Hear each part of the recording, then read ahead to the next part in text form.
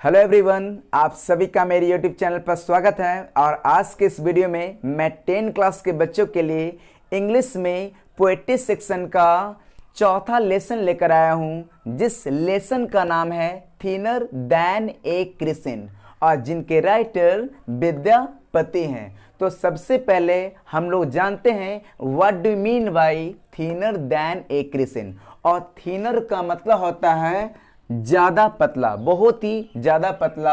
और ये जो दैन किया जा रहा है वो कंपैरेटिव वर्ड है जिससे तुलना किया जा रहा है, और ये तुलना किया जा रहा है क्रिसेंट। और क्रिसेंट का मतलब होता है नव चंद्र बोलिए या दूज का चांद बोलिए। जब कभी आप आसमान में इस तरह से आप फिगर देखते होंगे चंद्रमा का ये आकृति, तो इसी को कहा जाता है क्रिसेंट कहा जाता है। नव चंद्र कहिए या दूज का चांद कहिए।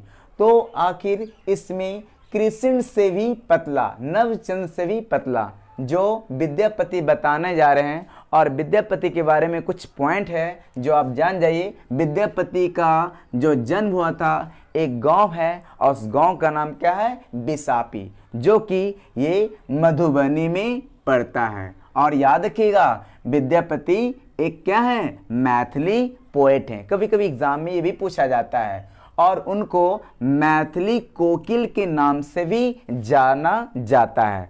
और विद्यापति ज़्यादातर जो कविताएं लिखते हैं वो depicts the pangs of separation पर लिखते हैं। डिपिक्ट्स का मतलब होता है वो व्यक्त करते हैं, लेकिन क्या व्यक्त करते हैं, पैंग्स ऑफ सेपरेशन। सेपरेशन का मतलब होता है अलगाव, और जो अलगाव में जो पीड़ा होती है, ये ज़्यादातर कविताएं, इनकी कविताओं में पैंग्स ऑफ सेपरेशन को दर्शाया गया है। इस पोयम में भी राधा और कृष्ण का जो अलगाव हुआ है और अलगाव होने से राधा को जो पीड़ा हुई है, उन्हीं पीड़ाओं को विद्यापति जी अपने शब्दों के माध्यम से समझाने का प्रयास करते हैं। तो आइए हम लोग देखते हैं, लाइन वाला समझने का प्रयास करते हैं कि आखिर वो किस तरह का पीड़ा है। हर टीयर्स, हर आपको पता है फीमेल के लिए यूज़ किया जा रहा है, और आप जान गए कि ये राधा के लिए यूज किया जा रहा है। हर टीयर, राधा के जो आंसुएं हैं वो स्वरूप ले चुकी है।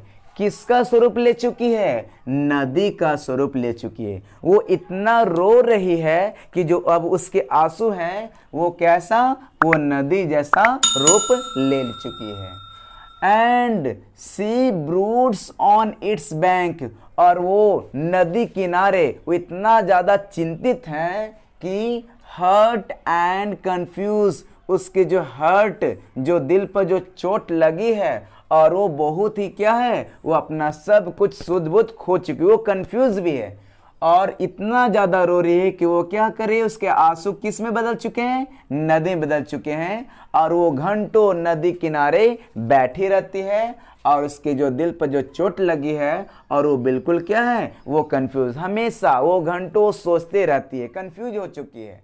और देखिए कहते हैं, you ask her one thing, आप कुछ और उससे पूछते हैं।